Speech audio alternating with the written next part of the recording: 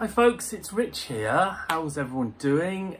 So, I could do with some help. If you don't know me, by the way, just a novice guitarist who's had 133 guitars, which is stupid. Anyway, this is the elephant in my room currently.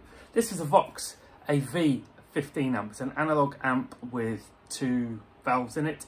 And anyone who's watched any of my videos or any of my subscribers, thank you by the way, will know that I've loved this amp and still do really, but it's a bit... I want something a bit cleaner, really. I've got my Harley Benton SC DLX here, which has got humbuckers on it.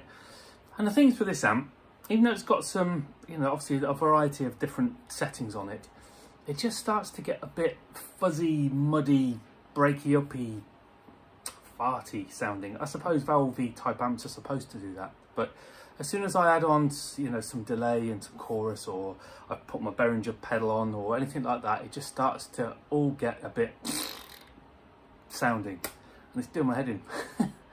Now I had a Fender Mustang LT25 which had some really good clean tones on it, but the thing that and I wouldn't dismiss having another one again, but the thing that I liked less about that, it's got lots and lots and lots of presets. You've got to press a little button and go in and you change all the parameters. You don't have many just basic physical buttons. So on this Vox, it's very straightforward. You've got 8 different channels. You've got clean, not the actual like clean, clean 2, crunch 1 and 2, overdrive 1 and 2, and mega overdrive 1 and 2, or something like that. Gain, volume, bass, treble, middle, and it's also got a chorus button, a delay button, and a reverb button, and some other bits. So you plug it in and you go, I want this channel, say I want it on crunch, and then you set your gain and what have you. And I kind of like that simplicity. I'm not saying I wouldn't have a modelling amp, but if it was a modelling amp, it would be nice to have some just plug it in and get going sounds too. So on the Fender Mustang, it had, from memory, I think it just had tone, or a bass, treble, tone, volume, and gain, I'm not sure. So you could take all the effects off and just kind of play it through that, but you didn't have all that much choice.